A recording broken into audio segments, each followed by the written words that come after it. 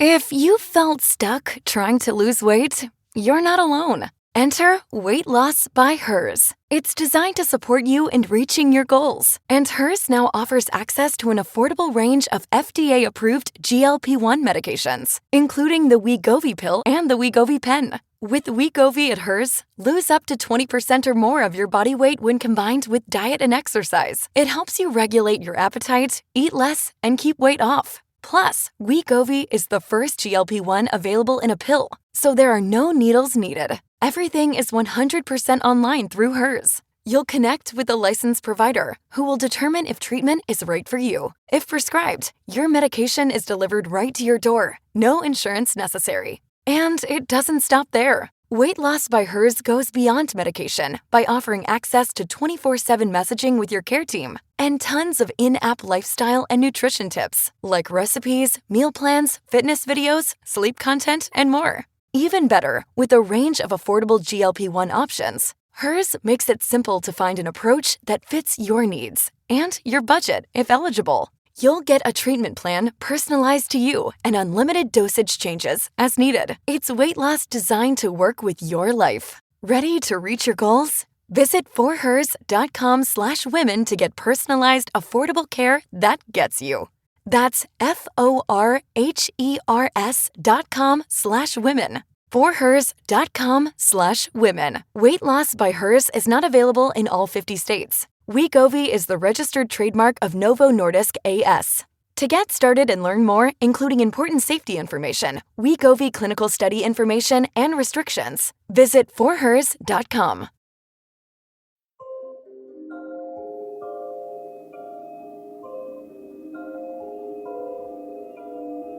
In the sterile high-tech labs of Stanford University, a world-renowned immunologist is hunting a different kind of subject. A man with hundreds of patents and a reputation for rigorous pathology has stepped out of the traditional ivory tower and into the crosshairs of the world's most enduring mystery. For him, the question of non-human intelligence isn't a matter of belief, it's a matter of data. Armed with mass spectrometers and atomic probe tomography, he doesn't look for grainy footage in the sky. He looks for the fingerprints of the others in the very atoms of the material world. From analyzed fragments of ejected molten metal to the complex isotopes of magnesium that suggest a manufacturing process beyond our current physics, he is treating the UFO phenomenon as a literal forensic crime scene. But his research goes deeper than metal. At the request of the intelligence community, he has peered into the brains of experiencers, pilots, and personnel who survived close-range encounters with the unknown. There he found something startling: physical evidence of a unique neural architecture that might hold the key to how some humans perceive or even interact with a reality that remains invisible to the rest of us. This case file, join the theorists as we analyze the alloys and map the mind of Dr. Gary Nolan.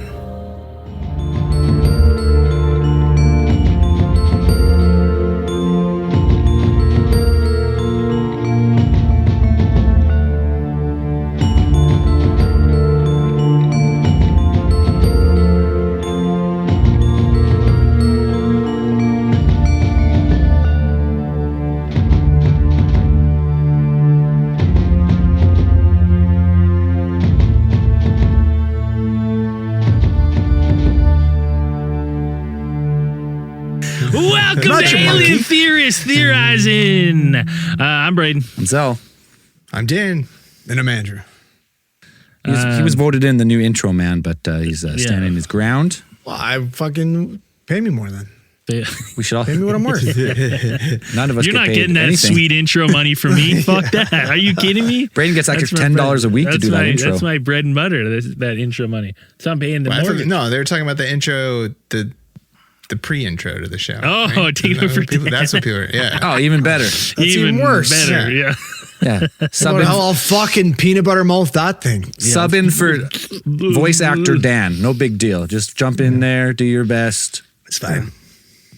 with your. All right, so this fucking week we're talking about this guy. He's a bit of a nerd, loves fucking space and dinosaurs and old shit. Gary fucking P. Nolan. The P stands for piss. Yeah, Gary Piss Nolan. yeah, buddy. Guy loves a good piss up. This guy's all about fucking ghosts and aliens and shit. You love him. Is he about ghosts? He's about guess. he's about the science of, you could say, the supernatural. Yeah, so he's a dork. UAPs, aliens, biologics, identifying, doing like imaging on old discovered extraterrestrial items, that kind of stuff. And he's been in the news a lot this year, especially Gary Nolan, because we're going to get to it as we go through the episode, but there's a new group that he's kind of spearheading, which is taking the forefront of UAP and alien research in the same level of like scientific rigor as like cancer research and like high-end academic stuff. So in that sense, he's kind of brought me back in a little bit. Let's go. Because we've, over the last few years, when we got these guys, we talked about them, Elizondo and crew, feeling a little grifty, you know? Oh, yeah. Oh, yeah. Saying a bunch of stuff like, oh, I got a guy who told me this in the backroom deal. And the grift's over. The grift's coming to an end. The age of the grift is over.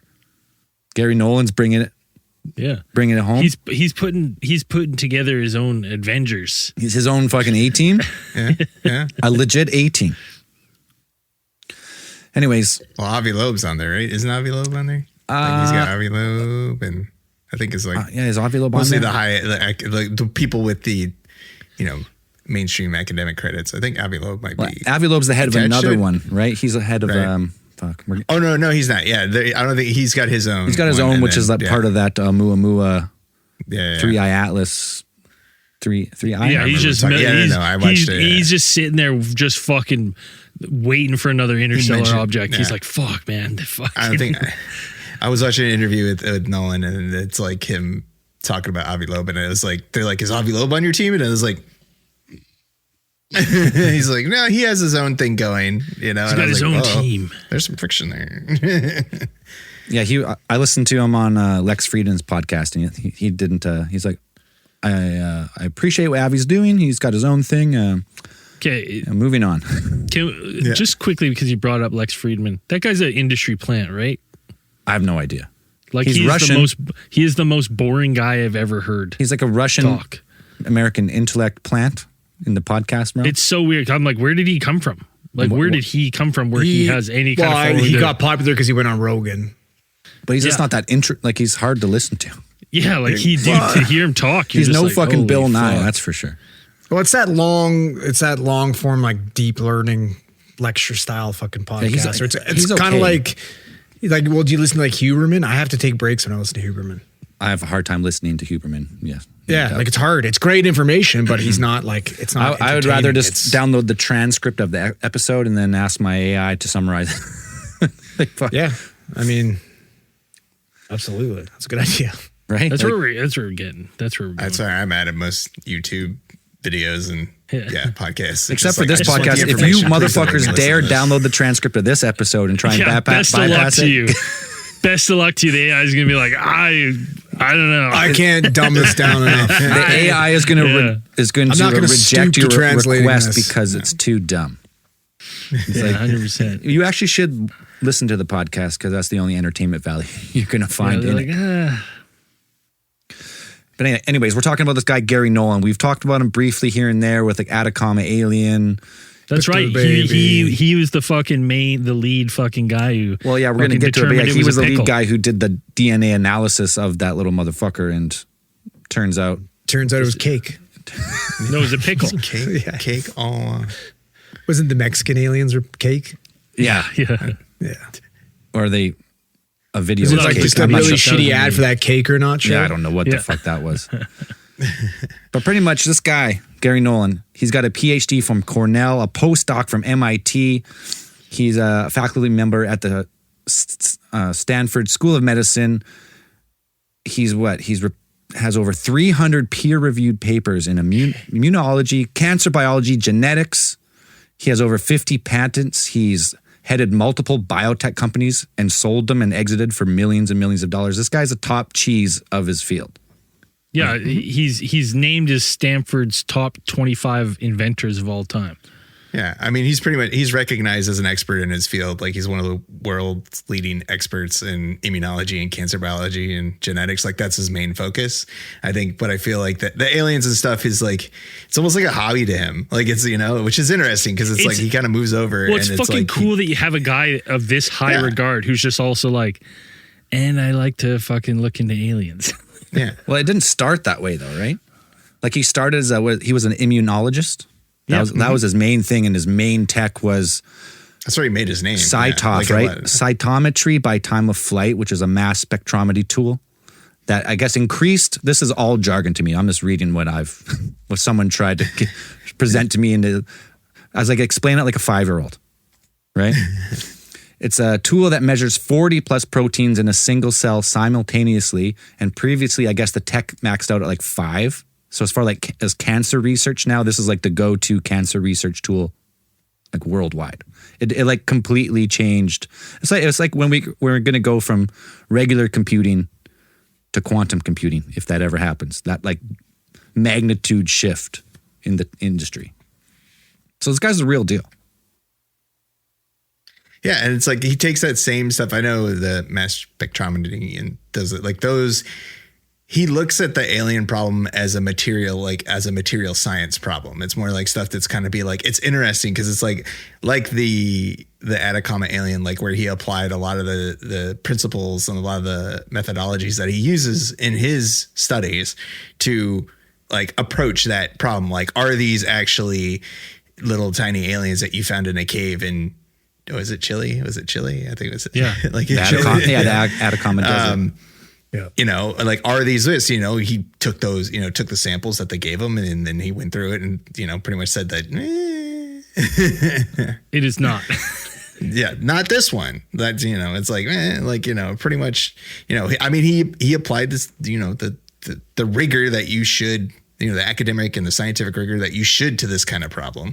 And then it comes out with, it looks like, not this time, but he is looking at, like Zell said, like he has his own approach to these things that, and his outlook on the alien, extraterrestrial issue is kind of, it's like, it's interest. Like it's genuine academic interest in the topic.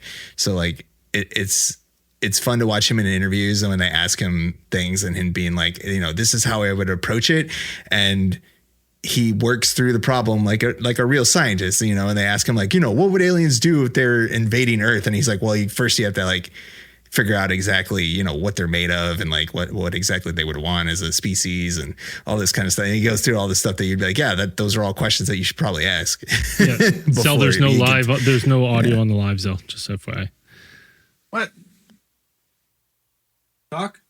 Yeah. The fuck is this bullshit? And Zell's fixing our audio now. Little quick. We're still recording. I mean. Oh. Yeah. Well, we'll see. Where are we? Yeah, we are. We're recording. Why is there no fucking audio? Well, those 8 people on live are boned. Fucked. We're missing all that fucking nostril whistling. I know. It's a fucking gift. Just get in there. It's Dan. It's not me. No, it was, Dan was talking. You could hear it. So it was He does it. He breathes through his nose while he talks. Yeah, I'm a very talented person. I could do that. It's insane. There we go.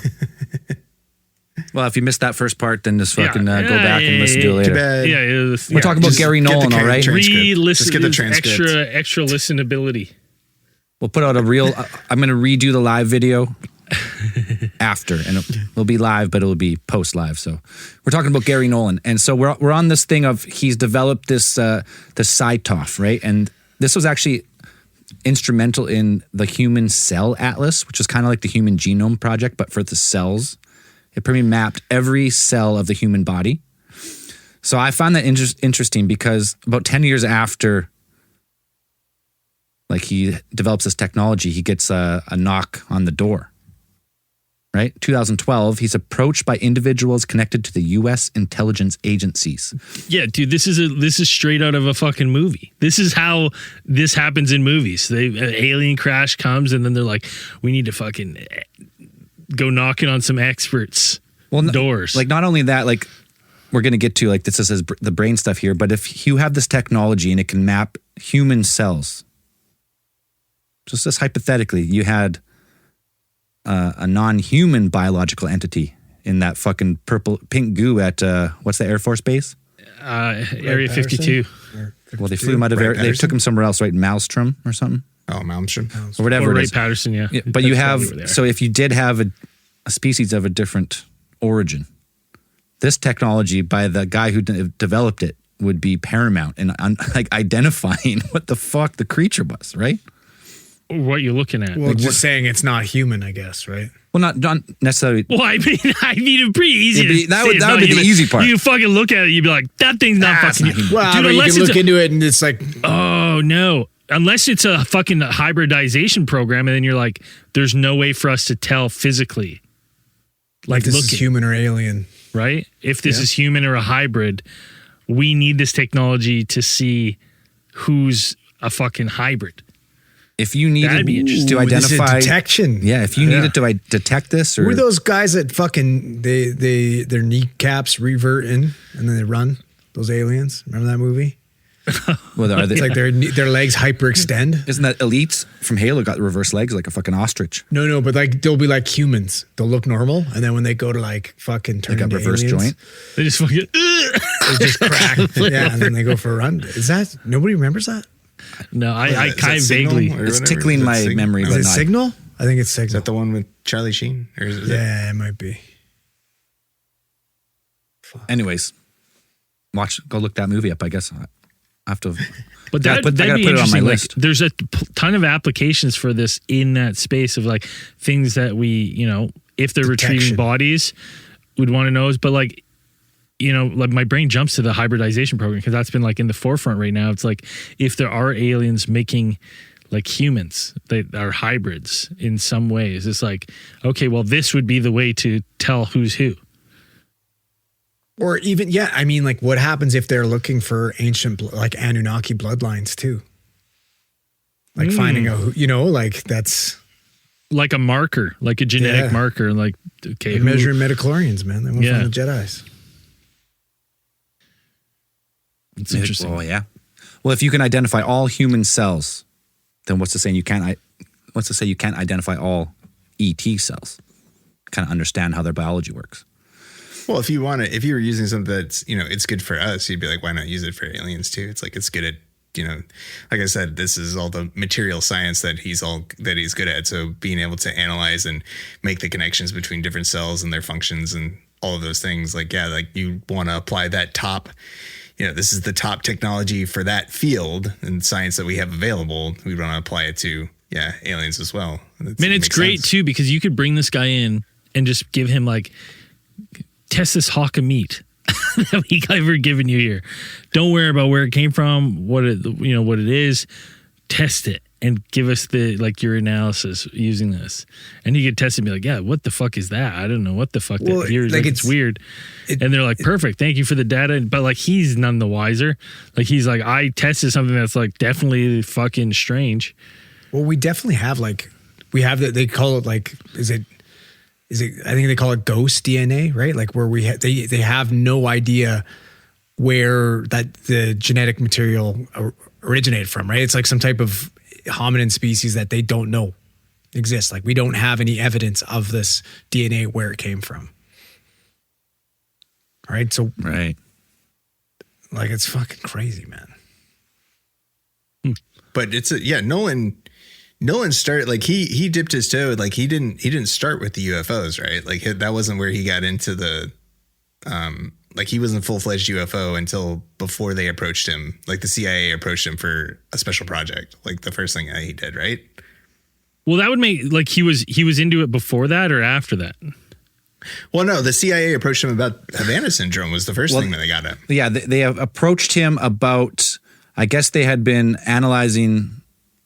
They had like brain scans of a bunch of people who had been injured or close proximity to like UAP events, and they hired him to like analyze the brain scans, MRIs, and all this stuff. Right. They had the brain scans of people who it was originally the Havana syndrome. Like they had a big group. They had a group of people who were like had been experiencing the same symptoms. They had I forgot what the acronym we used for it, but they showed the same amount of symptoms that they're like, okay, these all go into this category. This puts them in the category of this weird syndrome that we don't know what it is yet.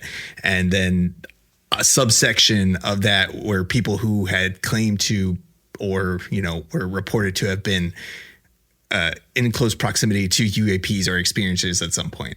Right. And so like that's where he moved. Like it was from the Havana syndrome. He shifted into the UFO stuff because like that other subset of the UFO experience, he's like, this is really interesting. This might be something that we should look more into as well.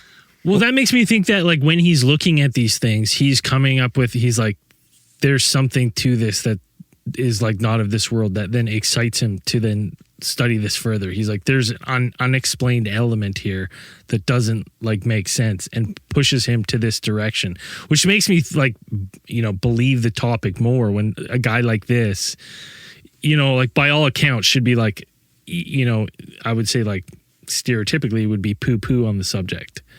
Right. And then, he's like, he does looks into this stuff, and then he takes like more of an interest in like a broader kind of genre of like UFOs and extraterrestrials, rather than just like the narrow of like what's going on with these syndromes and the UAPs. And then all of a sudden he's like, oh, you know what? I want to look into the UAP topic and extraterrestrial topic more. It's like it's almost like there's something there to it that leads him to be like, okay, well, this is where the science leads, because whatever I looked at was not. Well, we don't truly know what causes Havana syndrome, do we? Like what type of weapon? Maybe that is alien tech that they tested.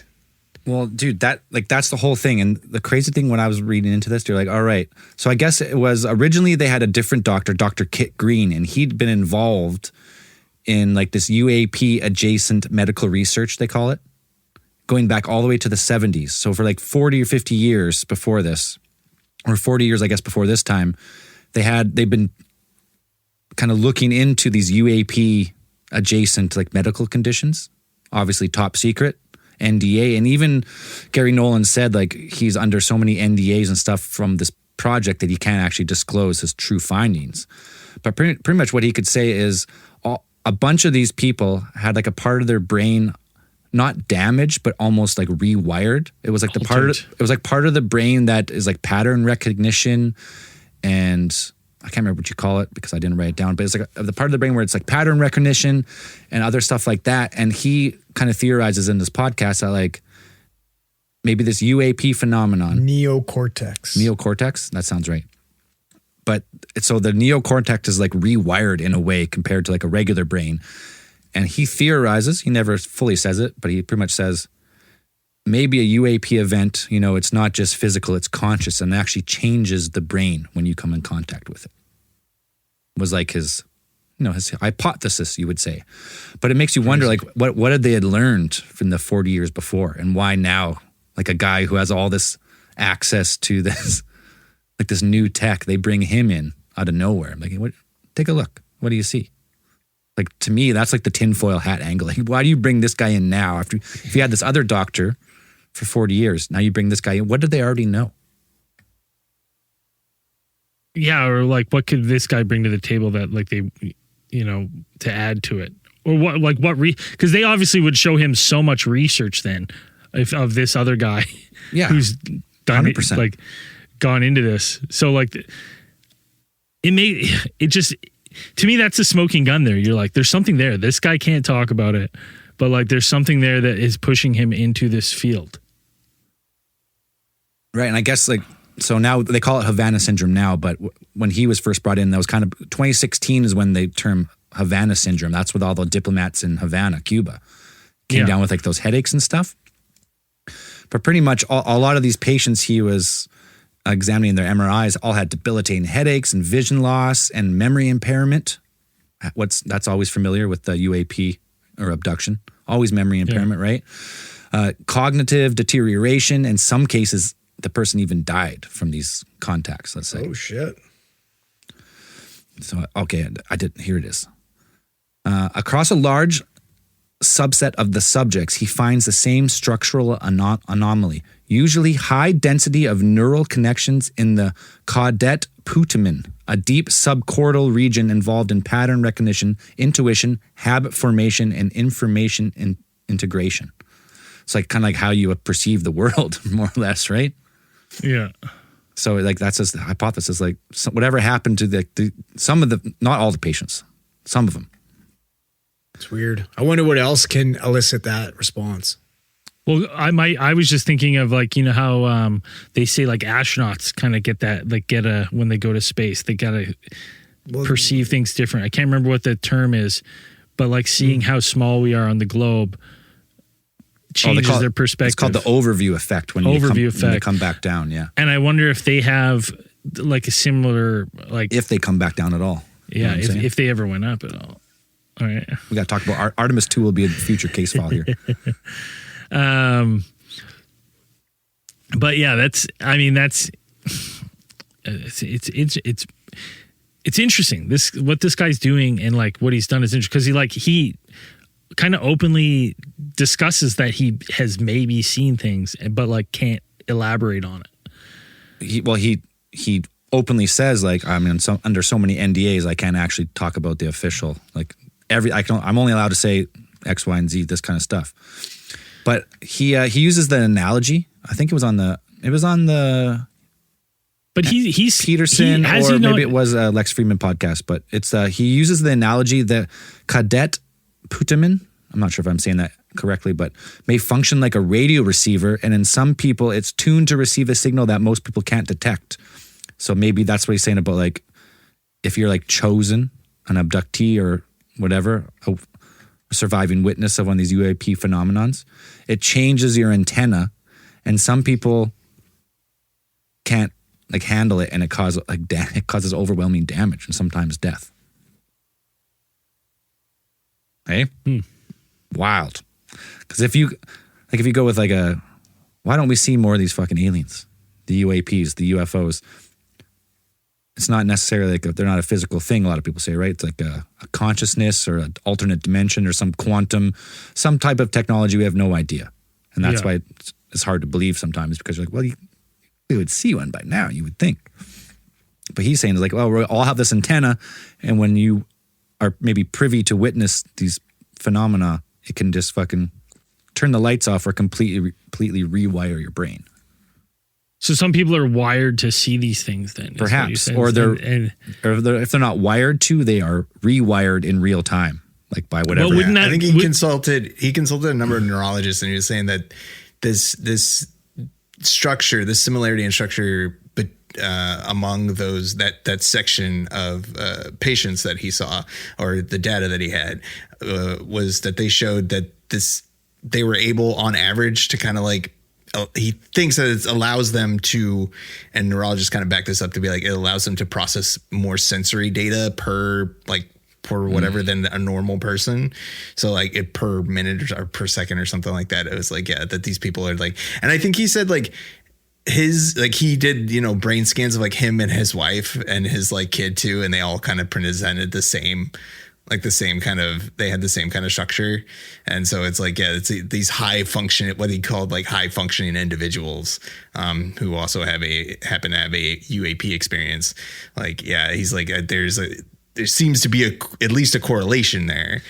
Whether it's exactly the causation, like that is what it is, it still remains to be seen. They're trying to give people superpowers. Yeah, well, that's where my brain was going to. Is like, does this not give legs to like all the weird CIA projects where they were like rounding up people to see if they had psychic abilities and like remote viewing? Because they're like, if we're talking this research went on for that long, they're like, okay, we know there's people that have these things and these receptors. Can we tune them to other things? Can we find people that can use these like to We're going to plant them in every single bingo hall across America and we're going to get fucking rich. Yeah. Bingo! Just two guys in black suits. A Rain Man just with bingo. He's just sitting there ahead of time. 67. It's going to be Just 67, wheel him in 67. like a medical gown and like a wheelchair. Yeah. Just, 43, red 43, yeah, then 63, 7, then 7. Every time he's bingo. It's great. Like, I'd be interested to see too, like, if this is like a increased perception of your surroundings or whatever, pattern recognition. What happens to this region of the brain when you pop a little acid or something? Like what happens then? Is that the part that fucking fires up when you do some of these? But maybe that's what hallucinogens? maybe that's why like MK Ultra was really about with these. They were doing all these tests to just see what, if there was anything they could do that could stimulate this, portion of the brain that they knew was triggering, these events. Right? Like, so maybe they're just trying everything. They're like, fuck LSD, fucking cocaine, whatever. How do we see them aliens? We want to see. It was an MK, I guess that was Montauk Project, wasn't it? Yeah. Yeah. But I guess that was MK Ultra and Montauk are pretty much the same shit. Yeah. It's all kind of all like looped arms together. of the same Yeah. octopus. Yeah, because that's like we're getting into like the remote viewing and the fucking bulkhead bill. Yeah, all trying to that good push shit. the bounds of the human consciousness, Yeah. Crazy. and also just drugging people and Yeah. And watching them fuck. watching them fuck. The night climax, baby. Let's go. And They're then like, that's just a little fun. Yeah. Hell yeah. we gotta have a little Mind. fun. There was no porn back then, You had to fucking do something different. Oh man, that's like one of the oldest things ever. Was porn. I Yeah, mean, there was no porn there was no back then. video porn. There was live. You had to do it live. And what better way to do it live if the person didn't know you were watching? Yeah, it's better than a flip book, I guess. Just drawing on every single page. Fucking flip book, yeah. Like, You can't flip those that relax. fast. You only need two. Just back and forth. That's true. Find your favorites. Yeah. And then continuing on after this, Nolan kind of has proposed his own like hypothesis on UAP encounters and abductions and stuff.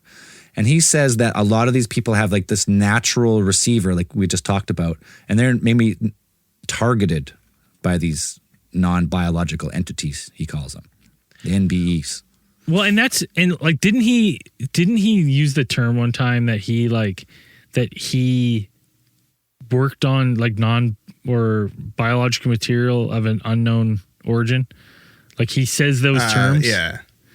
Later, But he I think can't- they he gave him can't talk about it? yeah. He's Material, just like, a material, Yeah. not a biological. They gave him like that was so yeah he did the studies with the caudate putamen, and then he did the with those in the high functioning individuals, and he's working on that hypothesis of being like, yeah, is that whatever. But then he also, so that kind of pushed him into, now he's moved into the UFO thing. And then this was like, what is it, 2012, 2011 is when they brought him in for the Atacama alien, like that whole thing. I won't call it a fiasco, but like, where they brought him in to be like he established himself. Like, this was nice because it's like, he was the one skeptical scientist in that whole row. Like, it was like, who was it? Was it Jamie Mousen coming in hot with the Atacama alien, which he had kind of done before. And like, this guy's already kind of known as a bit of a hoaxer, or being like, pretty easy to fool. Well, because the Atacama alien bounced around in like private collections for a while before it was finally actually analyzed. It'd been around since 2003 at least. I heard think they is when sold it for a found case yeah. of Pepsi. One Pepsi. Yeah. Mama. And so for like, almost like a decade it had been like kind of floating around, but then, Nolan got to take a crack at it, and they brought him in, and then he actually got to go ahead and take a look at this. He got to perform high resolution DNA sequencing at Stanford. He had the resources available to kind of really take a deeper look into what this thing actually was. And then he got, with his bone marrow samples from the ribs. Genuinely, every one of these fucking guys' worst nightmares. It's Yeah. like, Yeah. Real science on that. They were probably He's not. gonna know it's fucking made of possum meat. Like, we're fucked. Freeze it nice. I mean, at least from the samples that he got, that he said it was a bone marrow from the ribs. Nolan's team was able to whole genome sequence the genome of the Atacama alien, and pretty much what they got is that they said the specimen was human. it was male and it was of Chilean Andean descent. Little murdered man. This is a fucking little fetus. Little fetus. Yeah. Little fucking Voldemort from the train Well, it was station. more. It was a fetus, but it had like the genetic properties of like a 6 or 8 year old, right? Like it had like advanced like. Well, growth. that was the whole thing, and that's the whole thing about these alien mummies is like there's also that stuff that like these might have just been like pieced together. Like they might be different pieces from. Would they be able to tell that from the bone though? Well, no, because like that's what I'm saying is like you could take one bone and that would be from one person, and then another bone, like a finger bone, would be something from another person. Well, obviously, And but you'd be like, wouldn't they be able to, with the testing that he could do, wouldn't he be able to find that they're from different people? No, that's what I'm saying. He only got the sample from the bone marrow, from the rib bone marrow. from That's the the only rib. sample. He didn't get like multiple samples. Oh, so he didn't get the whole at least fucking that's the only one pickle that's baby? mentioned. He didn't get the whole fucking alien? He's got drilled out No. marrow or something. They gave him like a piece, and they can tell him like you wouldn't send the whole thing to him. It's easier just to take a sample and just like send it. What, to he's his lab, fucking right? tiny. Throw it in a FedEx box. You could put it in, He's fucking 2 tiny. day shipping, man. It's $12. Put in a fucking can it. Priority overnight. Yeah, but didn't he $60. say in the end, he's like, it was such a good piece of DNA, his results were 99.99% accurate. Like, Yeah. there's no way So it was it's anything like else. yeah. From that bone, that's what I'm saying. It's just that bone, Now, that when you sample that they said gave him. earlier that people, it was affecting like people close to these UFO events, it was affecting their pattern recognition, Well, like improving it, or No, the MRIs he examined who had close encounters with UAPs had that increased neural network in that part of the brain.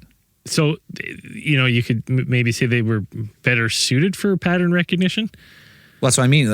That's when we said after that is that some people are like predisposed to be able to see these phenomena more than others. So what I'm getting like from those- you is that while we've been blaming vaccines, we should really be blaming UFO and UAPs for autism. Don't say the V word. You said the V word. No, he didn't. He said autism. I said autism. Oh, you said the V word too. I did say it before. We've been blaming the V's for the A's. That's too late then. What does it matter? I mean, they don't even, all they need to do is set up one of those fucking fake stores in the mall with all those stupid pictures, the little dots. Right? And you catch them all that way. It's They used easier. to do that, dude. What's a Remember in the mall? Remember in the mall they that's used to right. fucking have those, the displays of the fucking. That's why I'm relax your referencing eyes, it. right?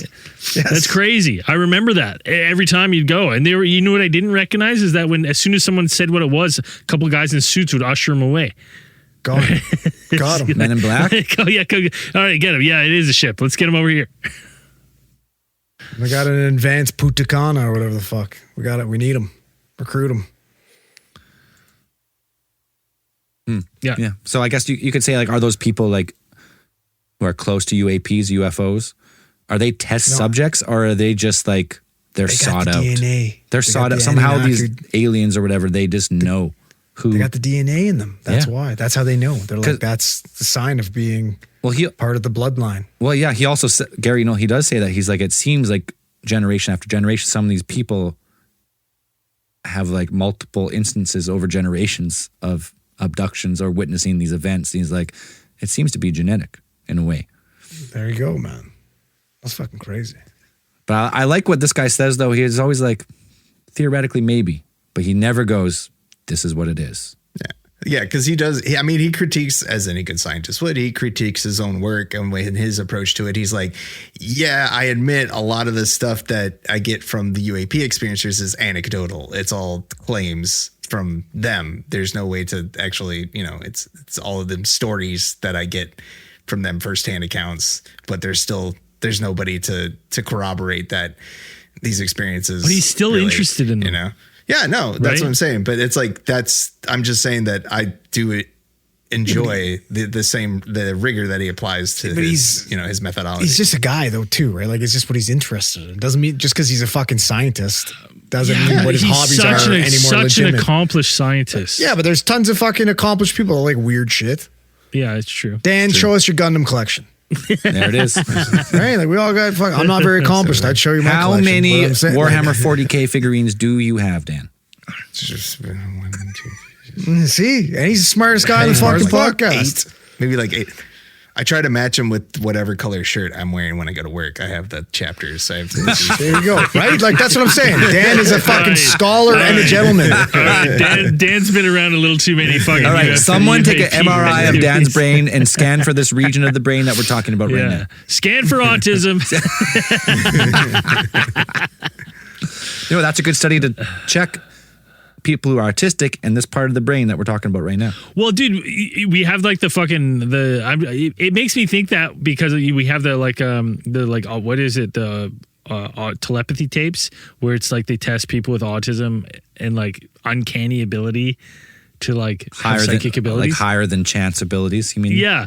And so, and then we're kind of out talking like this and you're like, these people who have these, like, I wonder if it's like, you know, with, you know, all you need to have is someone in your lineage to have an experience and kind of get passed down now in your bloodline. You know, kind of like Agent Orange in Vietnam, where it's like, you know, it didn't affect the parents so much, but the kids sure, like kids know, and the kids and the kids are all born with three arms. Yeah, right. It's really wreaking havoc. But like, if these UAP activities are like, you know, if like a great grandparent has an experience or is around this, and then there's like the effects are in the genome that can be passed down like at random. Like it could be, you know, your great grandson gets the, you know, the marker to you know, whatever these things affect. Maybe just genetic, perhaps. Okay, we got more to talk about. We're gonna take a short beer break here. Hell yeah. We're gonna rock a quick piss. We're gonna be right back. We got He examines some old UFO material he's found. We got to talk about his new foundation, a couple other things. But before that, we'll be right back. All right, theorists, listen up. This week's sponsor of Alien Theorist Theorizing is our best sponsor, maybe of all time, mood.com. If you've been listening to the show for a while, you know I'm a huge weed person. I love flour. I love gummies and edibles. I love the drinks. I love the chocolates. I love it all. I love popping a couple, theorizing with the boys, having a good time. That's why I'm here again telling you about mood.com. It's changing the way people can buy weed. You know, most dispensaries make you choose between strains with kind of ridiculous names and you have no idea which one is for you, which one makes you giggly, which one makes you sleepy, which is best for you when you're having a night out. And you're standing there at the fucking counter and being like, all right, just give me something. I don't care. That's where mood.com has it figured out. And you can get 20% off your first order with promo code ALIEN. So keep that handy because this is going to blow your damn mind. It's now 100% federally legal in the USA to have really great bud shipped right to your door. It's third-party lab tested and ships to your door in a discreet little box. Best of all, everything's backed by Mood's 100-day satisfaction guarantee. Like I said, get 20% off with code ALIEN at checkout. Check the show notes of the podcast. Put in your promo code ALIEN.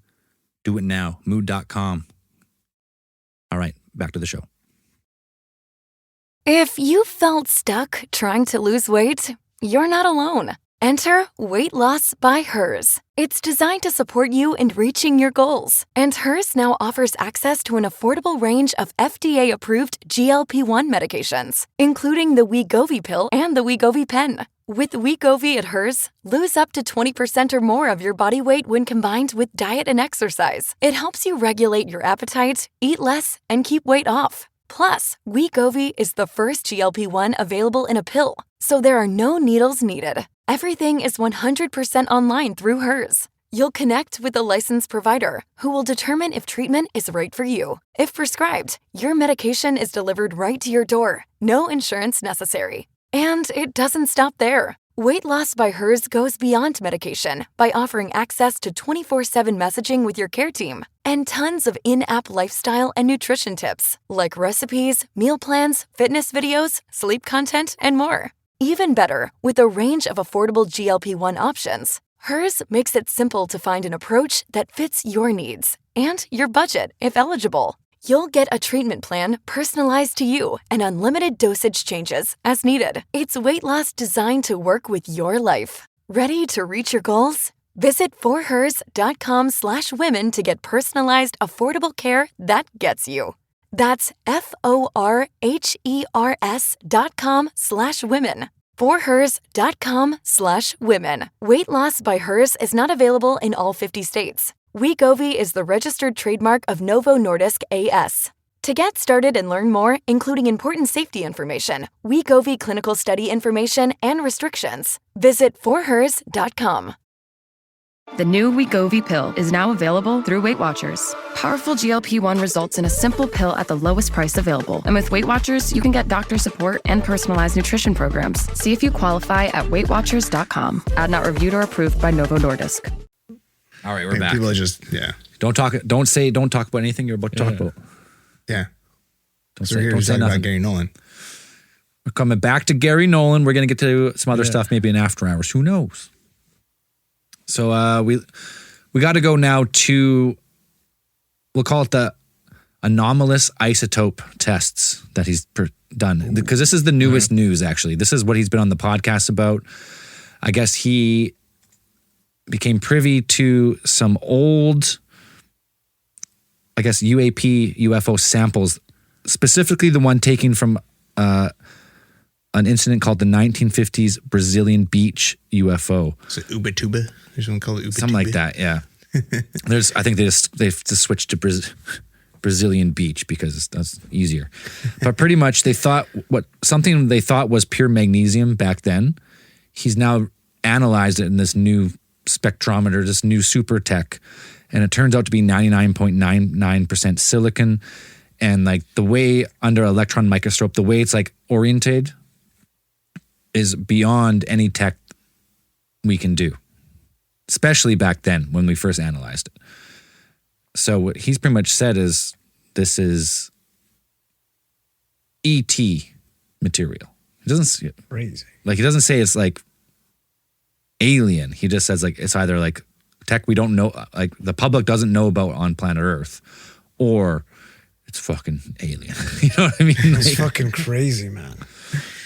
Yeah, I think he found in his lab with his team, like he found that the samples that they got from that, what was possibly a crash site or ejected site, so was that they were like, I guess the isotope ratios and that specific, like those magnesium samples that they got were seemed to be or appeared to be tuned or altered in some way, which he said that not a lot of people have access to the resources to do this. So if it was a hoax, they're like, that's nuts. Cause they're like that it takes a lot of effort to kind of do this. And then this type of isotope ratio doesn't occur on Earth. So it would imply that this was engineered at the atomic level. Right. It doesn't occur naturally on Earth. No. And it's like you would have to do it. Usually you do these things for like a specific purpose. Like if you're tuning a certain element or something like that, like you need it for a specific purpose, maybe propulsion, maybe some type of energy management purpose as well. He also says, the quote is, specifically, the ratios would require deliberate isotopic enrichment, energy-intensive engineering far beyond current human capability. Because even we can't. It's really difficult for us even if to say if it's not just us, like you could really only say it's maybe 2 countries that would have the wherewithal to do this. Black budget, like deep, yeah, and it would be the classified States tech, or Russia. Or China. Or China, maybe. I doubt China, though. But this is from 1950s, the sample. So it's either someone... So it's not China, crazy. Then. It's not China. Not 1950s China, no. So U.S. or Russian. U.S. or Russian. Yeah. Or German. Not the Germans. That's post-war. Right? Yeah, but maybe it's still some leftover... Maybe it's stuff right? Because they were into on. some weird shit, right? So maybe it's leftovers from the war or something, right? Yeah. That they're trying to figure out how it worked and it crashed and they retrieved. But still, you're looking at a really small list of potential if it was human origin. Yeah. Really small. Ubatuba, Brazil. That's right, Dan. Mm-hmm. A layered bismuth magnesium alloy has never been replicated in any lab on Earth. That's crazy, man. That's Richard. That's Nolan and Jacques Vallée. Our old boy Jacques Vallée. He's not claiming, and he quotes, he's not claiming alien origin. He just claims it's unexplainable and it doesn't fit our models and it warrants more investigation. That's fucking cool. Sometimes I feel like, it's a couple of interviews I watch with them. It's like, I feel like, or at least one of them, they're like, we're going to read a quote from you and you tell us which one is misattributed and which one was taken out of context or whatever. Cause it's, I mean, a lot of these, you know, a lot of the clickbait articles and stuff will like, they'll put up Stanford scientist says this is not of this earth. And he's like, well, you know, it's like, I kind of said that, but also this is what I said before always that. Avi Loeb being like, it might not be. Well, that's Harvard scientists. Now it's like Harvard scientists. When they say Harvard scientists, I always know it's Avi Loeb. If it's Stanford scientists, you're like, oh no, it's Gary Nolan. Gary Nolan. Yeah, but he's like, but he always qualifies. Like he always makes sure, at least in his interview stuff, to like really couch stuff to be like, look, here's like, I'm not saying specifically it's this. Like it just it looks like this and could possibly be this. And from the evidence that we have, you could make that, you know, that implication or whatever. It's like, it's very easy to do that. But he's like, but I don't know for sure yet. I don't have all the facts. And he's like, more data, and he's like, more answers. So I was like, I always appreciate his kind of candor with that kind of stuff. But yeah, it's just like, he's always good for those clickbaits will just like latch on to anything that he goes ahead and says. But yeah, he is the, like Brayden said, he is like the real deal. He is the real deal scientist. So I mean, somebody you would want on this. He's bringing me back into the alien realm just with his like scientific rigor and no bullshit. It's like, yeah, we don't know. It's crazy. We should look more into it. He also says in a recent interview, I think it might have been on Jordan Peterson or something like that, but the U.S. government possesses much larger samples of anomalous materials, but they haven't been made available to independent researchers. So if they have, say, 70 plus years, like we're saying Roswell, let's say Roswell's the first, somewhere around then. They got 70 plus years of collecting this fucking anomalous material. And they've only given him like tiny little piece. He's like, this is crazy. So there's more to be examined. Interesting.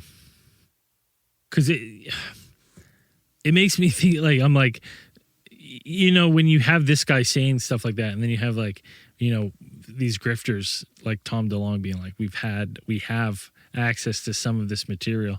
It makes me think, I'm like, was he working with people that maybe were getting to look at some with that? Like, it just makes you wonder, like, if they do have this for 70 plus years, and let's say post World War II, you have Operation Paperclip, you get the best German scientists, you have the best American scientists. They're deepest level of top secret working on these materials, or these, maybe if you listen to Bob Lazar, excavated ancient craft, let's say. Yeah, and then never talk about it again. Never fucking talk about it. Insane. Bob Lazar was back on Rogan the other week. Also said, he elaborated a little bit more. He said excavated craft from under the ocean. Made it even more ridiculous. I was like, all right. You just like... Well, that would make sense. This is the same ones you were talking about before, or being like, it's just like, these are different ones. They're like, I mean, the odds are if something crashed, it would crash in the water is way higher. Or just, it was left there or something. Yeah. But anyways. But salt water, you feel like would fuck something up. You know what I mean? We know we dropped Decepticons into the Marianas Trench, so we know that. Yeah, we dropped them down. Yeah, the Marianas Trench is fucking reserved for our greatest enemies, the Decepticons and Osama bin Laden's corpse. But it just makes you wonder, though, like in that 70 plus years, and you have the best scientists working on it, like deep, highly classified stuff. What do we got? You know, they always say, like we said, like DARPA, you know, is 25 years ahead of the civilian. So if they had the fucking, the Blackbird was in the 60s? Well, yeah, that's crazy. Was it Mach 5 plane in the 60s? And it looked like an alien craft. You know what I mean? Like a fucking invisible to radar, could fly at Mach 5 at whatever, 85,000 feet in the 60s. And we didn't find about that until what, mid 90s or something? Like, what do we got now? Like, well, what was that? Okay, what was that operation the States just did that not too long ago where they fucking went in and killed someone? The one in Venezuela you're There's like talking about? 5,000 in of Venezuela, those. yeah, and they got the president there. I mean, most of the reports coming out of there were unconfirmed, but the reports when you read them, it sounded like they used some fucking they were like people's eyes were bleeding, eyes and ears were bleeding, like they had no idea what was going on, completely incapacitated, not even a shot was fired, and you're like, what the fuck is that? And then you find out that we have that fucking ghost murmur where they fucking track the heartbeat using AI of a downed pilot, like no GPS, nothing. Was that real or was that some propaganda shit? I don't know, man. At this point, I don't know. The distinct heartbeat. I was like, is that for real? Like, is that real? Did we track? Well, a person with they that? have his heartbeat recorded somewhere, so they can track his Pretty much, heartbeat. yeah. Like Maybe, yeah. that's insane. And they track it with like cell phone signals. I don't think Wi-Fi. people's heartbeats are that unique. what- though. I don't know if it's the can be. beat itself or the maybe so. electrical signal it gives off or something. Yeah, have no I don't idea. know. That's what I Yeah, mean. but I thought it was. like- I thought it was No, just they have. propaganda. They have but- there's like a specific, because I went to a cardiologist there like recently, and it was like they told me they're like, oh, like every heart kind of has like its specific same pattern. signature. We- it has we- a signature. It's like yours, like, oh, yours is just a little bit different, a little tweaked. Yeah, little bit but different, like your like, that's what it ECG sounds would be like. a tiny bit different than Braden's Yeah. and Zell's, Yeah, like that. But exactly. like it still wouldn't. You wouldn't be able to look at it and be like, well, I know that's fucking Dan. It's not that Well, they might though. indistinguishable. It might be a Yeah, different so if level. they had it on microscopic level of the heartbeat of some kind. I don't think they have it for every service member. I'm pretty sure, unless they did. If they did have it on record, like did get an ECG. Like, I wouldn't be surprised if Are anyone. you sure they couldn't just like it's like a fucking LiDAR scan, but they can just see a human heartbeat? Are we sure that Right? all those guys Like, aren't that just would make more have sense a to fucking me. implant, like some fucking chip in them? You know what I mean? Oh yeah, that would be more like a track. Yeah, Like, take this vaccine, just take it. All right, no, you have a The you have heartbeat a thing tracking doesn't thing in you now. really make sense to me. I don't. But yeah, the ghost murmur I thing, don't I track thought that that was because- like some type of propaganda or something, but I wasn't sure. I feel like if your rate were the same, it would look just the same as another person's. They wouldn't look any different. Well, Andrew, we're all fucking Whether there was dumb, damage so to your what do heart we know? muscle or not. Ghost murmur. It was a cool, really cool name though. Yeah. Yeah, that's That is scary. Ghost pretty murmur good. technology. Like, that's what I mean. What have they got? More than maybe it's like a combination of heartbeat and some other biological fucking signature that's super unique to you. I have no idea. But also, No, yeah. So it just detects a heartbeat from a vast distance. using like That's all it is. radio and Yeah, like it's Wi-Fi or wherever else waves it can find. Well, I wonder if they were able to like basically do like an ECG to the ground, like hook up leads. Like just something super sensitive. ECG. I've seen that. I played Rainbow Six Siege. There's a guy who has a heartbeat detector, and you just expand that out, like it's like a little tiny one, like you can use. Tom Clancy was writing about it, like Long range quantum magtrometry. Yeah, So yeah. magnets. How do they work? Yeah. Fucking crazy. But like, so like who knows where we're at with like actual tech that they have. Right? So I mean, we're well. If there is a fucking advanced species who's been here long before us, or they've been here a long time, as he actually says, what do they got? Magic, What do they got? magic. Like our tech, like human tech to regular people is fucking magic. You know what I mean? Magic. Most of the stuff we do every day, like I have no idea how this is working. Somehow, right now, we're sitting in 4 different parts of the world, talking in near real time to each other. I don't know how that shit works. I know it fucking analyzes. We got a camera. It packs some data into the internet. It sends it to all you guys. It unpacks it in real time almost. And magic though. If I died, or if like everyone died, all these scientists died, and I'm like one of the last people alive, and I have to explain the technology I used to have to people. You Like, can't. listen, we used to like just sit and chill, but thousands of kilometers away from each other. Way easier just to say it's magic. And I go, it was magic to me. Some sorcerer was out there in fucking Silicon Valley just casting spells and being able to do whatever I do, I guess. Anyways, let's talk. We got a couple more things. There's actually a lot more that I came across. But I think one of the main things we got to talk about, we should end on, is because this is relatively new, the Soul Symposium. the most credentialed UAP event ever held. You guys heard about this? No. Yeah. I have no like idea his, about it. That's like his think tank for the like UAP existence. Like that's his little thing, I think. Like, So in- right? Is the Soul Foundation, or you said Soul? Soul was it Symposium, but Soul Foundation, I think it is now. But I think it's his Soul Foundation, and it's like the Soul Symposium is like a convention or something. well, Is the, that- the is that- inaugural one was in 2023 in November at Stanford. And it had like the who's who of like physicists, intelligence officials, aerospace engineers, government policy people, philosophers of science, like the who's who of like the scientific community of like, let's say advanced thinking or future thinking. The topics were covered were like propulsion anomalies, theoretical physics frameworks for observed UAP performance, consciousness as a variable in UAP perception, sociological implications of non-human contact, and the materials evidence base. So I had like, it was talking about everything we talk about, but in a scientific. It's Alien Con for smart people. Yeah, exactly, dude. 100%. We're definitely not getting in. We're not getting a panel there. Right, it had government officials, and they spoke openly about like the gap between like what classified programs know and what has been disclosed. They're like, well, you know that fucking Tic Tac and those gimbal videos? That's a tiny slice of the pie, like that kind of stuff.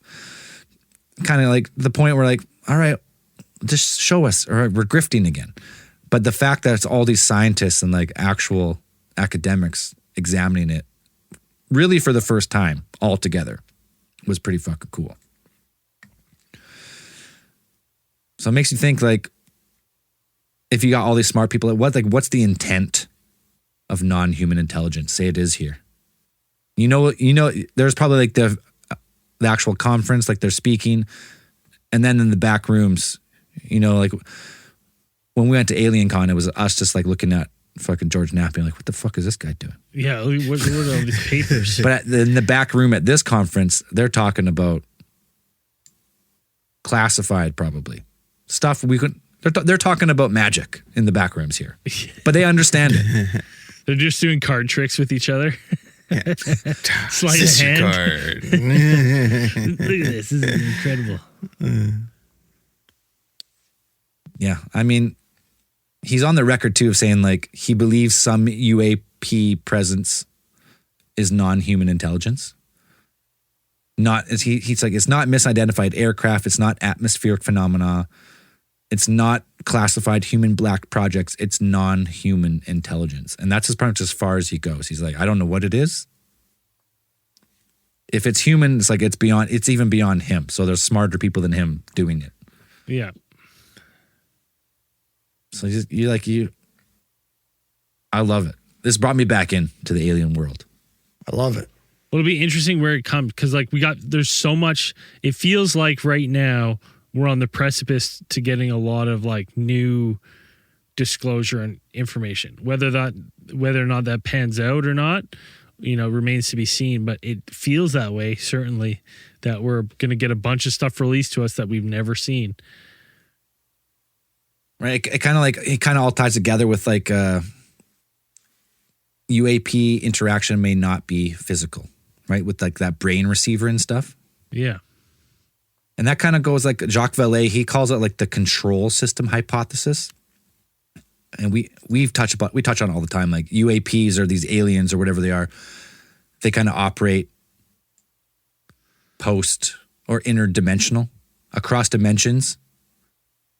Whatever that means, they transcend physical space in some fashion, whether that's dimensional or whatever, you name it. Some form of magic, you know, let's fucking be real here. But pretty much what they're saying is like, whatever this is, if it is non-human, it's beyond our level of understanding. It's magic. And now he's got this program and still continuing now. So the Soul, SOL, he's got this group. And they're discussing this stuff all the time. And he was just doing the podcast tour. He's doing a whole bunch of conferences so far in 2026 talking about this stuff. So it's cool. It's not George Elizondo to be like, I know a guy who know a guy who know a guy who fucking a guy doing legit. He might actually bring it into the mainstream. Like Avi Loeb is doing his thing, you know, with the What is his program? I can't remember it now. Avi Loeb's program. Something Galileo. Is it Galileo or something? Like his Galileo project? Oh, that sounds right, actually. The Galileo project. Yep. Led by Harvard astrophysicist Avi Loeb, uncovers unprecedented materials from impact site of 2014 interstellar object. What? This is from Harvard University. That was the one where they dug out like the one that crashed in the ocean. Is that the one? Yeah, it must be. It's a while ago. The search for extraterrestrial technology signatures from extraterrestrial technological civilizations, ETCs. It's them like chasing down the, extragalactic or, extra solar objects that like come into our solar system. And then they're like, if they crash into Earth, they're like, we got to go find them. And then they goes find them, and then they test them, and then they see if there's any, the traces of extraterrestrial technology, tech traces. I think that was one of the things that they're working on. Yeah, so there's cool stuff going on scientifically with these crazy theories, really. More than just like, I was abducted. Which is, I mean, I believe some of those people, some people I think are grifting, but a lot of people we've talked about have been like, that sucks. And like, there's nothing, then their life is ruined. They don't get any money. They don't write a book. And then their story is just trapped now in the internet lore forever with no explanation. So it's pretty cool that we got people like Gary Nolan doing the Lord's work here. Yeah, so interested in this subject.